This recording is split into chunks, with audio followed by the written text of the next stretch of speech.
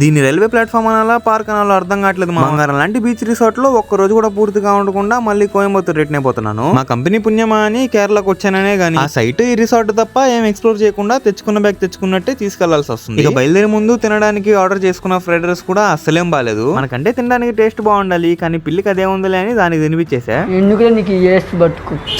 ఇక బయలుదేరే ముందు బీచ్ ని అలా ఒక లుక్ వేసుకుని ఆటో ఎక్కి కాసరగోడ రైల్వే స్టేషన్ కి వెళ్ళిపోయాను. మా కంపెనీ వాళ్ళు ఏమన్నా మంచి పని చేశారా అంటే అది ప్రతిసారి థర్డ్ ఏసీలో టికెట్ బుక్ చేయడమే. ఏమైనా మా కంపెనీ వాళ్ళు సేఫ్టీకి కంఫర్ట్ కి మంచిగానే ప్రయారిటీ ఇస్తారు. ఇంతకీ మీరేం జాబ్ చేస్తున్నారు లేదా ఏం చదువుకుంటున్నారు ఖచ్చితంగా కామెంట్ చేయండి. అలా కాసేపు వర్క్ చేసుకుని నైట్ డిన్నర్ కి షవర్మా ఆర్డర్ పెట్టుకున్నాను మామ. ఇక తినే టైం కి కింద చాలా మంది ఉండేసరికి వాళ్ళ ముందు ఓపెన్ చేసి తినలేక కష్టమైన పైకి ఎక్కి వంకొని మరీ తినాల్సి వచ్చింది. ఏం చేద్దాం, ఇంట్రోవర్ట్ కష్టాలు ఇలా ఉంటాయి. మరి ఏదో స్టేషన్ లో ట్రైన్ ఆగిందని అలా బయటకు వస్తే చిన్న సైజ్ పార్క్ లాగా భలే మెయింటైన్ చేసి పెట్టున్నారు. లాస్ట్ కి కోయంబత్తూర్ లో ఒక హాఫ్ అన్ అవర్ ముందుగానే దిగేశాను. ఇంకో ట్రావెల్ వీడియోతో మళ్ళీ కలుద్దాం. మరి ఆ లోపు నన్ను మర్చిపోకుండా ఫాలో సబ్స్క్రైబ్ చేసి పెట్టుకోండి. ఉంటాం మళ్ళా, బాయ్.